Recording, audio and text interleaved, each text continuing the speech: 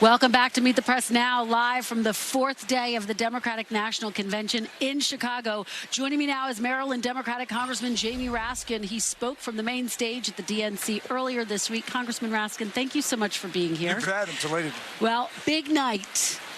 What do you expect to hear? What do you want to hear from Vice President Harris tonight? Well, our party is the party that believes that government should be an instrument of the public good for everybody, as opposed to government being the instrument for private self-enrichment of the guy who gets in, which is obviously the Trump vision. So I'm hoping to hear from Kamala Harris what are going to be the top priorities for the administration moving into this period. Are we going to be talking about universal pre-K? What are we doing in terms of health care? What are we working on to address the needs of the people? So you want to hear details. You want specifics. I would like some policy specifics, but of course, the critical thing is for her to elucidate the values and the principles of the party, and I know she'll do that beautifully. But I would like, again, as a member of Congress, to see, well, what are they thinking about in terms of the policy thrust going forward?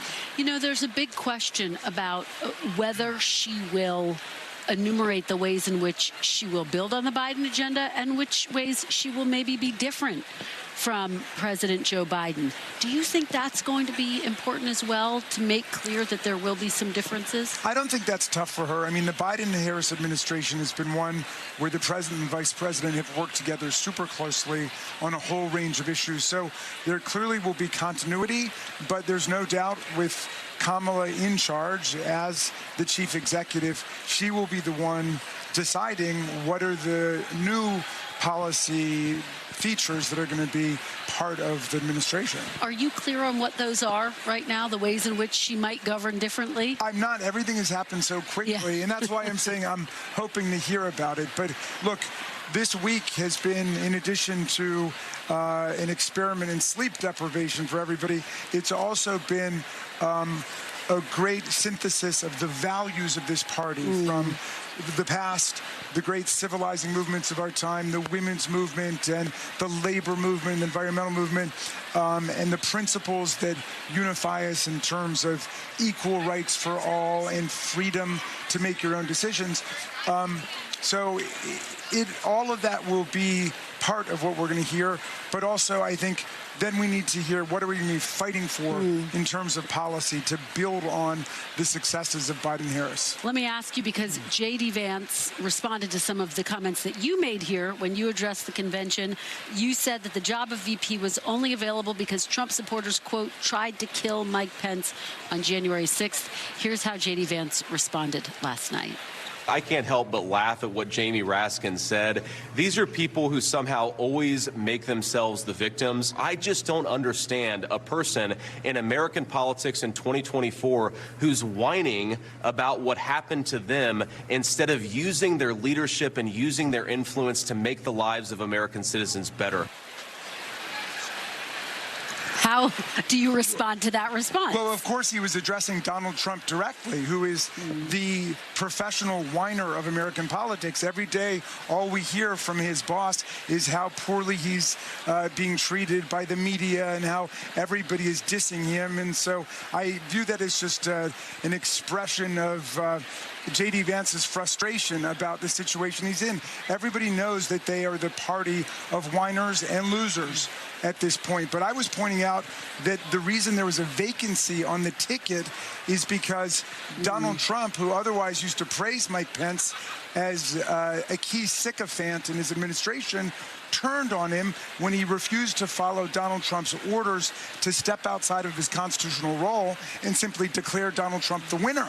That's what he wanted. And when he didn't do that, Trump unleashed the mob on him, and these people set up a noose and a gallows outside, and they chanted, "Hang Mike Pence, hang Mike Pence," and they wounded 140 police officers. This was no joke. And so if that's J.D. Vance's answer to it, it's pretty pathetic. And in fact, I heard he was attacking me, and I researched this morning to determine he had actually said before, and I'm going to elaborate on this, that he would have done what Mike Pence refused to do. He would have gone along with Donald Trump's orders. Yeah.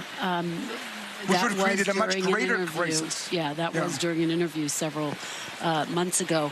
I want to ask you about the overall tone, because there has been, it seems like, an attempt to some extent, not focus as much on trying to paint Trump as a threat, more trying to say he's weird, and to lean into this idea of joy and hope.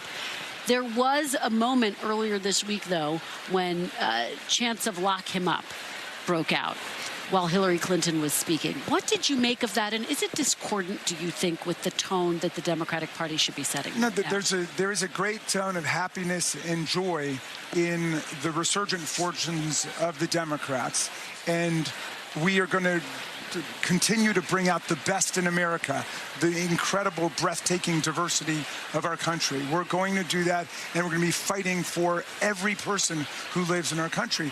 But we're not taking any nonsense from these people anymore. The post-Trump Democratic Party is a very different party than the pre-Trump Democratic Party, because we lived through January 6th. We saw these people are capable of fraud, coercion, and violence in order to attack our constitutional order. This is not your grandfather's Republican Party. Well, let me ask you about some comments that Donald Trump made on the campaign trail yesterday. He said, quote, "Our primary focus is not to get out the vote. It is to make sure they don't cheat." When you hear those words within the context of what you're saying, what do you make of them?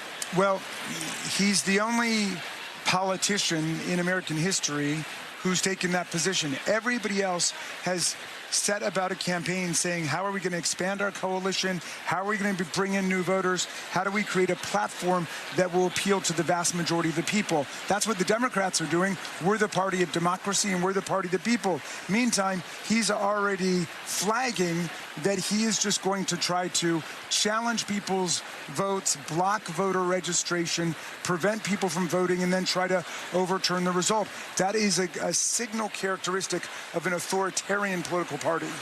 All right. And it's a minority party, and it's really operating like a cult of personality at this point. Mike Pence is the first vice president in more than 2 centuries to oppose his own president that he ran with.